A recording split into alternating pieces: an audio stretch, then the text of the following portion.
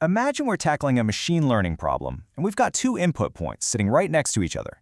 We want our neural network to respond powerfully to that specific region, but we absolutely do not want it responding the same way to points that are miles away. Now, instead of the traditional neural network question of how strongly should this neuron respond based on a global weight, what if the neuron just asked a fundamentally different question? What if it simply asked, how close is this input to my center? If it's close, the neuron fires strongly. If it moves away, well, the activation just drops off. This brilliant concept of a smooth, localized proximity detector is the absolute core of radial basis function networks. To really ground this before we look at any of the math, think of a very real-world scenario. Imagine 3 coffee shops spread across your city. Each shop represents what we call a center.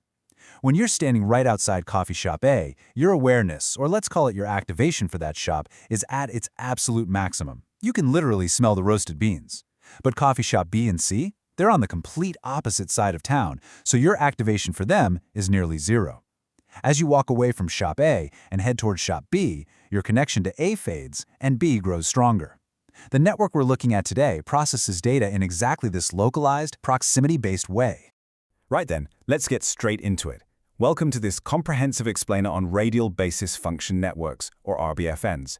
If you're an M.Tech student studying AI, machine learning, or soft computing, you are in exactly the right place. We are treating this as a full exam-focused masterclass. We'll be taking the complex source material and breaking it down visually, step by step, so you understand the intuition, the math, and exactly how to structure your exam answers to get those top marks. Here is our roadmap for today.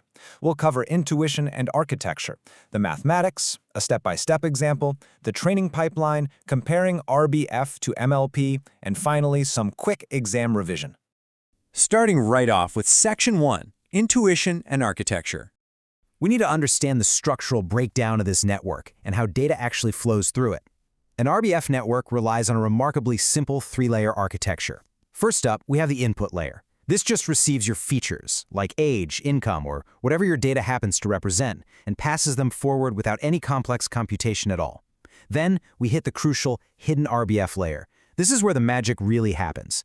Instead of taking standard dot products like a normal neural network would, these hidden neurons calculate the physical distance between your input and their own designated center. Finally, the output layer takes those distance-based activations and combines them using a simple weighted sum to give us our final prediction.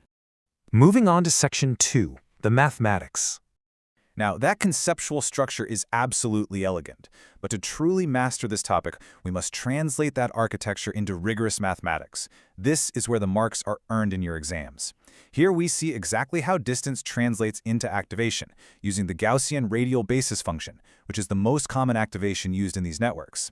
Look at the term inside the brackets. We're taking the Euclidean distance between our input vector x and the neuron center C, squaring it, and dividing by a width parameter, sigma squared. Then, we apply the negative exponential. Because of how this math works, when your input x is exactly at the center C, the distance is 0, and the exponential of 0 is 1. That is your maximum activation. But as x moves further away, the distance grows, making the exponent a large negative number, which drives the activation sharply down towards 0. It's a perfect mathematical proximity detector. And this brilliantly illustrates the role of sigma, or the width parameter. Please flag this in your notes, as it's a highly testable M.Tech exam point. If you have a small sigma, you get a very narrow, sharp Gaussian curve. That neuron will only activate for inputs that are extremely close to its center. It is highly localized. But if you have a large sigma, the curve flattens and widens out, meaning the neuron responds to a much broader region of the input space. Tuning this one parameter completely changes how your network behaves. So, the crucial point is how we actually bring this all together. Once all our hidden neurons have converted their distances into activations between 0 and 1, we pass them right to the output layer. The final output, y, is simply a linear combination. We take the activation from each hidden neuron, that's the phi symbol you see, multiply it by an output weight w, sum them all up, and add a bias term. It is beautifully simple. You get a nonlinear feature transformation in the hidden layer, followed by a purely linear weighted combination at the very end. Let's look at Section 3, a step-by-step numerical example. To truly lock this mathematical model into your brain, we need to prove how it works in practice. Let's walk through a concrete, step-by-step numerical example together. Let's trace a two-dimensional input vector, x equals 2, 3. We'll set our sigma width to 1 just for simplicity. We have two hidden neurons here. Center 1 is located at 1, 2. If we calculate the Euclidean distance between our input and center 1, we get the square root of 2. We plug that into our Gaussian formula, taking the exponential of -2 over 2, which gives us a very healthy activation of 0.368. Now look at center 2, located way out at 5, 4. The distance is much larger, the square root of 10. Plugging that into the exponential drives the activation completely down to practically nothing, 0.0067. The math works perfectly. The closer center gets a massive activation, while the distant one is effectively ignored. To finish off the calculation, we just apply our output weights. Let's say the network has learned that the weight for center 1 is 2, the weight for center 2 is 3, and our bias is 0.5. We just substitute our activations into the final formula. So 0.5 plus 2 times 0.368 plus 3 times 0.0067. Our final network prediction is 1.257.